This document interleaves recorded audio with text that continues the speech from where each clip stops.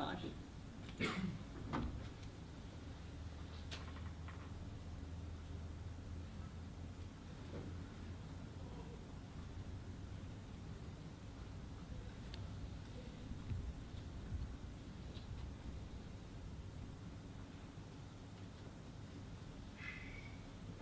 I can probably read the commentary.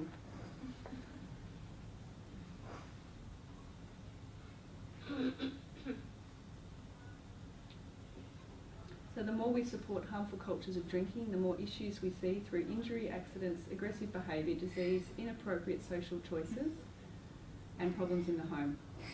While drinking culture is often portrayed as a single national phenomenon, there are actually many different drinking cultures across various groups of people. We need cultures that break the link between alcohol and harm, where there's less pressure to drink and responsible drinking is the norm.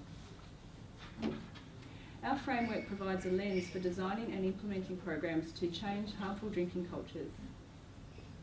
It identifies 4 important frames for intervention and highlights 2 of these frames where programs can be targeted. The setting frame includes a physical or social environment where alcohol is consumed, for example, a licensed venue or a workplace. The subculture frame includes social groups with established boundaries and commitment from members who share identity, values, beliefs, and social norms. For example, music fans or sporting groups.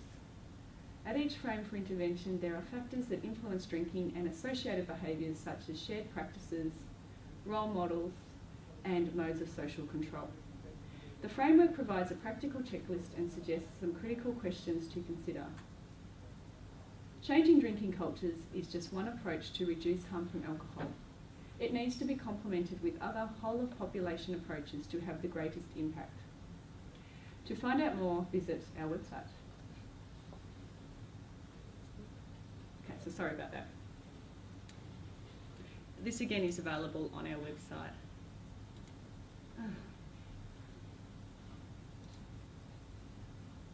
Okay, so as that infographic will have told you, if the sound was working, we really do emphasise that there's no single drinking culture in Australia. There's actually a mix of drinking cultures that exist across many different subpopulations. We're not one homogenous group. There's no single culture, there's many cultures in the community.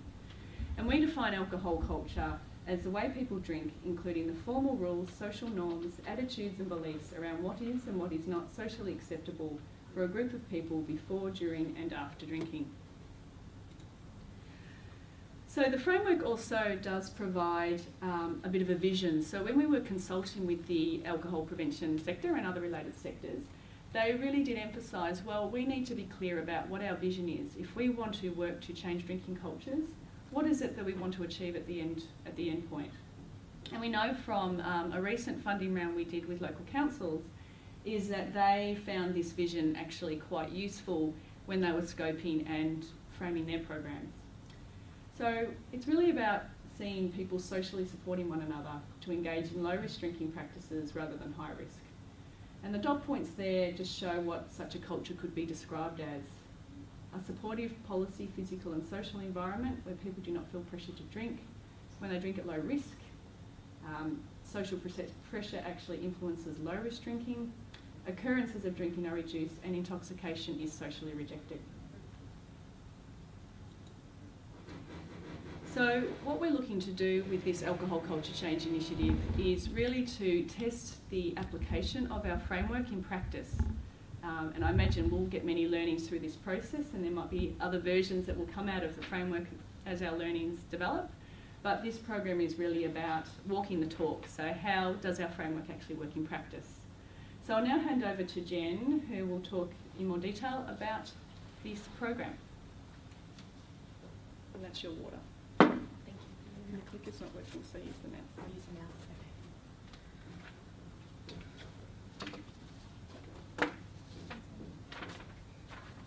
Great, hi everyone. So as Emma mentioned, my name is Genevieve. So I'm the project lead on the Alcohol Culture Change Initiative. So to start us off, just want to talk through a bit of the structure of the whole initiative, just to paint the picture in a more broader context. So the initiative is a $3.1 million investment by Vic Health to start off talking through this diagram, we've appointed a whole of initiative evaluator, and that's La Trobe University. So their role is currently to develop indicators to assist us in measuring change across all projects, but at an initiative level. So really figuring out whether or not alcohol culture change is a viable strategy to reduce harm from alcohol. So the local council stream over on the left, it's well underway. We've just recently completed 8 scoping projects with local council, and we're now in the final stage of assessment to actually deliver some intervention projects out there in community. So we're hoping to fund 4 through this round. So the university stream, we've also appointed, or just appointed Deakin University to do this work for us. There'll be 1 project falling out of that stream. And our final funding round, which is what we're all here for today, is what we're terming our open funding stream. So leading into the development of this stream, we appointed the Centre for Alcohol Policy Research to actually apply the framework, the Alcohol Cultures Framework, in practice and go out there and explore middle and older age risky drinking cultures and tell us a little bit more about these cultures. The findings are used to actually inform this funding round, and from here we're hoping to fund up to 6 projects. So this is what we're hoping to get to from about June of this year. So we'll have about or up to 11 projects that are all working towards a common goal. We'll have the 4 in the LGA stream, 1 university stream project, and up to 6 in this open round. The common goal is to improve drinking cultures within a specific risky drinking subpopulation. So these subpopulations are different depending on each project, and we'll see what those subpopulations are as we sort of progress. So as a whole, here's the goal that I just mentioned, which every single project is working towards achieving. We've also got 2 objectives. You'll notice the first objective is really reflective of how we've defined alcohol culture change in our framework. We're also obviously interested in achieving our goals around more Victorians drinking less alcohol. So this is from our strategic documents, which Emma mentioned earlier. Okay, so what are we offering here? We do have a pool of $1.06 million to fund up to 6 projects, and you can apply for this funding across 2 categories. So category 1 has the focus on the middle and older age risky drinking cultures, and it's really informed by the research that I just mentioned previously. So the 3 cultures that we've identified through the research project are sports bar drinking culture, construction industry drinking culture, and drinking cultures in regional and rural settings. We also have category 2 funding, which is where funding applicants can identify a risky drinking culture of their own. That we haven't provided any guidelines around how you should do this, but you should be guided by our alcohol cultures framework in the way that you conceptualise, or describe the culture to us. We are prioritising funding towards category 1, but we will consider all submissions that meet our eligibility requirements. Can I just ask what you define as middle to older age? Yep, so that the exact ages are outlined in the brief insight reports, which I'll go into now. Sure. So these are the brief insight reports that actually summarise our key findings. I think you won't be able to read the text, but the exact age dates are included in there. There's been a few questions about where these reports are located. So this is our webpage. I'm sure you've all been there, but if you go to the bottom, there's an important documents tab. Just click the view more, and then everything you need will be under that drop-down menu. So just a little bit more detail in terms of what's included in these reports, in case you haven't already seen them. They really include insights on drinking patterns, the role of alcohol, risky drinking, choosing not to drink, round buying, and alcohol-related concerns. There might be some differences across the different reports because each of the groups was quite different in terms of the research findings. We have extracted some examples of insights on the very last page. This is just a screen grab of the very last page. So just down the bottom here, we've pulled out one of the insights, which is it might be worth considering the use of humour to challenge heavy drinking. This is specific to the construction industry culture. So this might be around within an intervention project using the humour to actually challenge the dominant risky drinking norms. So how that's done in practice is up to organisations to tell us how that could be done. We don't actually expect all of these insights that we've extracted to be targeted. They are just examples of what could be done. You could use these, or you could extract your own insights from the reports and come up with a way to target them within your intervention proposal. So at category 2, we're not providing any research insights at all, as you will be identifying your own risky drinking subpopulation. We do expect you to tell us within your submission what your understanding is of the culture, and again, use the framework to guide how you do this. And obviously, review the brief insight reports, because they'll give you some good tips or some good examples on how this could be phrased or pitched. So we admit we don't have all the ideas or the solutions to, this complex social problem. So we're really relying on organisations to tell us what could be done in this space. We do have a definite list of, areas that we wouldn't fund. So this does include, these are in the funding guidelines, but just to emphasise this, drug and alcohol treatment services, including screening and brief interventions, are quite at the individual frame, so it's not something we'd be really looking to fund here through this program. Descriptive research with no intervention, we really want action happening there on the ground. Excessive prizes with no justification. Around duplication of existing projects, programs and initiatives, we really need there to be a point of difference to what you're doing, so what makes this unique. If you are going to include something that already exists out there and adapt it, you'll also need to provide a letter of support from the organisation that owns that product or service, and really show us that you've got the stakeholders on board upon submission. Capital works and infrastructures out, as are excessive event costs, as well as any concepts that don't actually align with our framework. And we can take some more questions at the end about that, if there are any, and you can always send some inquiries through via the alcohol email address that we provide, if you just want to see if it aligns. Okay, so funding conditions. Again, this is a copy from the funding guidelines itself.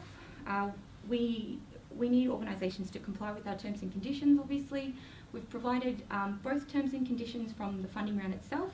We've also provided a copy of the proposed contract, which sort of looks like this. That's up on the website. You need to go through that and tell us if there's any terms and conditions that you want amended. Send it to your legal team, whoever you need to. We are unable to make changes to these terms and conditions if you are successful, so we need to know upfront what your requests would be. Obviously, if you receive support from tobacco, that conflicts with our core business, so we wouldn't be interested in entering an agreement there. We will be holding community of practice meetings here in Carlton. The dates are included in the funding guidelines, and you will be required to participate in that as well. Same with contributing to the overarching initiative evaluation and meetings with La Trobe University, providing project level data, entering it into a database, and participating in interviews or other activities that seek to work towards the overarching evaluation. You will need to get ethics approval from a human research ethics committee, just to ensure that appropriate and ethical data collection and storage is undertaken. We'll also need you to actively participate in our comms strategy around the whole initiative. So as Emma mentioned, we are really interested in sharing our findings and learnings as we move forward. And then the last one there is work closely with VicHealth. So we're quite an active funding body. This won't be a case of providing funds and then just providing progress reports to us. We will be engaged with your project as you move forward. So it could include things like participation in your steering committee meetings, talking about issues as they arise so that action can be taken in real time, and so that we can provide appropriate support so that we can ensure that our projects that we fund get us the best results possible. So onto the submission itself.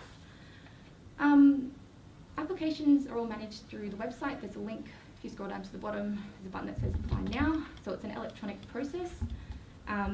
You just need to provide us with your organisational information, contact details, pretty standard information. Then there's also word-limited written responses to each of the assessment criteria, and I'll go through those over the next couple of slides in a little bit more detail. There is also an option to submit a 90-second video pitch. So here, it's just another opportunity for you to increase our understanding of what you're proposing will be delivered. This won't be assessed on production value. It can just be a stand-up recording of you verbalising what your proposal will be. Please don't go all out, unless you really want to. So I just want to emphasise, don't stress about that. It's just a way for us to better understand what you're pitching to us. So just on that, so that is the only way that we would get in front of you in terms of the proposal.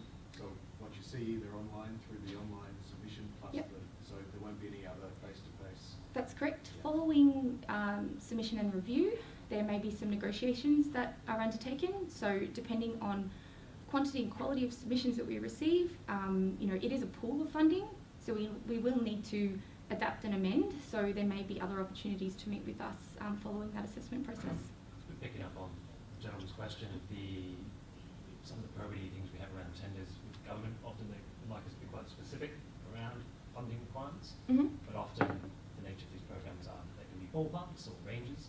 What's the level of comfort with Vic Health around us including something of that? In terms of a budgetary.